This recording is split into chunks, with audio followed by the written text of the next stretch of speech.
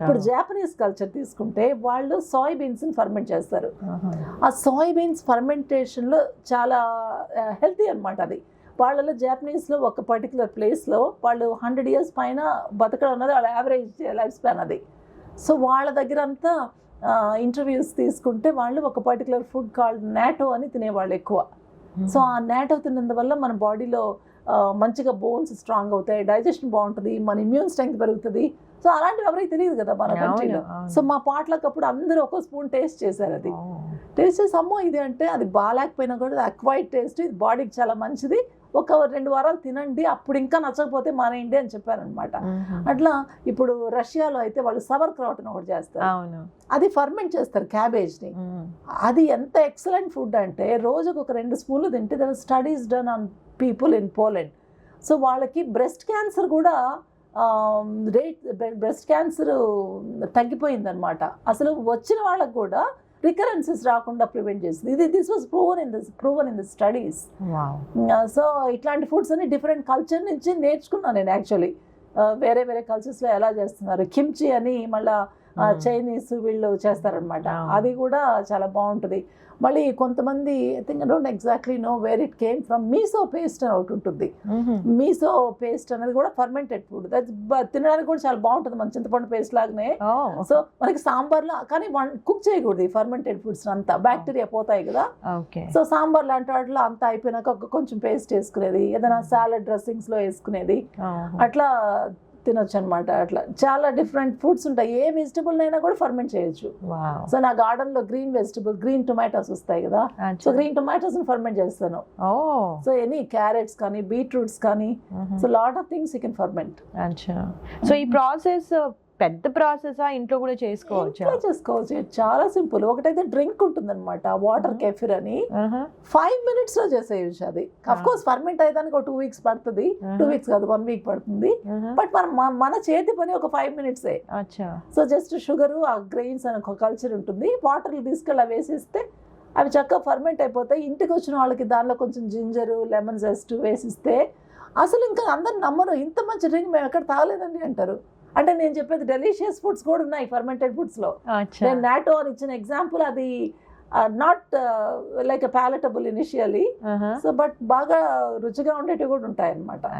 అదంతా మన ఇంట్రెస్ట్. ఇంకంతే, మనం హెల్త్ ఇంప్రూవ్ చేసుకోవాలంటే మనం టైం కూడా స్పెండ్ చేయాలి. Not only for eating, for learning how to make it. All these things you have to do. So మేము రెగ్యులర్గా పూరి, ఉప్మా, దోశ ఇవన్నీ తింటాం, అవన్నీ హెల్దీగా అంటారా?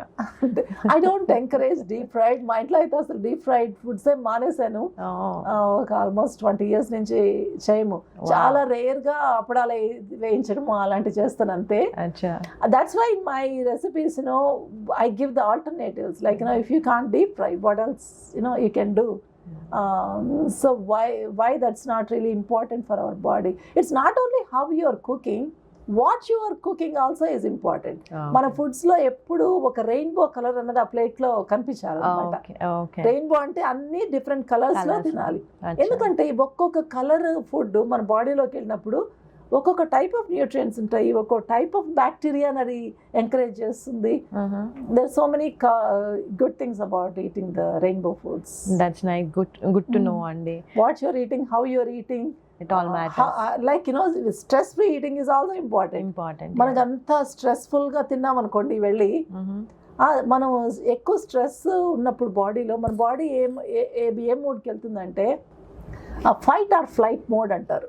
ఫైట్ ఆర్ ఫ్లైట్ మోడ్ అంటే పాత రోజుల్లో టైగర్ మన పైన జంప్ చేసింది అనుకోండి, అప్పుడు మన బాడీ ఎలా రియాక్ట్ అవుతుంది? టైగర్ జంప్ చేసినప్పుడు మన బాడీకి డైజెషన్ అవసరం లేదు. ఫుడ్ డైజెస్ట్ చేసి లాభమే ఉంది టైగర్ నిన్ను తినేయబోతుంటే. అందుకని అప్పుడు బాడీ ఏమవుతుందంటే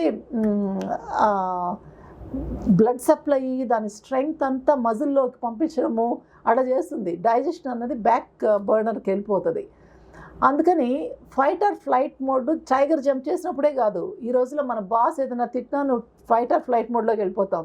మనం ఏదైనా బ్యాడ్ మూడ్లో ఏదైనా సన్తోటో హస్బెండ్ తోటో ఆర్గ్యుమెంట్ వచ్చినా ఫైట్ ఆర్ ఫ్లైట్ మోడ్లోకి, because body cannot differentiate what is happening. So అందుకని ఎప్పుడు కొంచెం రిలాక్స్డ్ మోడ్లో ఉండాలి. కొంచెం you have to keep life simple in my opinion. ఓ అని వాళ్ళకి ఇది ఉంది వాళ్ళకి అది ఉంది అని మనం కంపారిజన్స్ ఇవన్నీ పెట్టుకుంటే టూ కాంప్లికేటెడ్ అయిపోతుంది life. So you have to keep it simple, you have to be relaxed. Everyday నీ కోసము నీ రిలాక్సేషన్ కోసము కొంత టైం పెట్టుకోవాలి. అంత వర్క్కే కాదనమాట, పిల్లలకే కాదు. You have to keep some time for yourself. Just go out in nature. నేచర్తో కనెక్షన్ అన్నది చాలా చాలా ఇంపార్టెంట్. ఈ రోజుల్లో అందరం మనం ఇండోర్ జాబ్స్ అయిపోయాయి. ఎక్కడ పాత రోజుల్లో అయితే అంత నేచర్లోనే వర్క్ ఉండేది కదా, సో వాళ్ళకి అంత అవసరం లేదు. ఈ రోజు it's very important to be out in nature. నాకైతే నాది కూడా క్లోజ్డ్ ప్లేస్ ఇక్కడ క్లినిక్. కొంచెం ఏదన్నా బ్రెయిన్ అంత బాగా షార్ప్గా పనిచేయలేదంటే డోర్ క్లోజ్ చేసేసి వెళ్ళిపోతాను వాక్కి. ఇక్కడ బ్యూటిఫుల్ ప్యాథ్స్ అన్నీ ఉన్నాయి.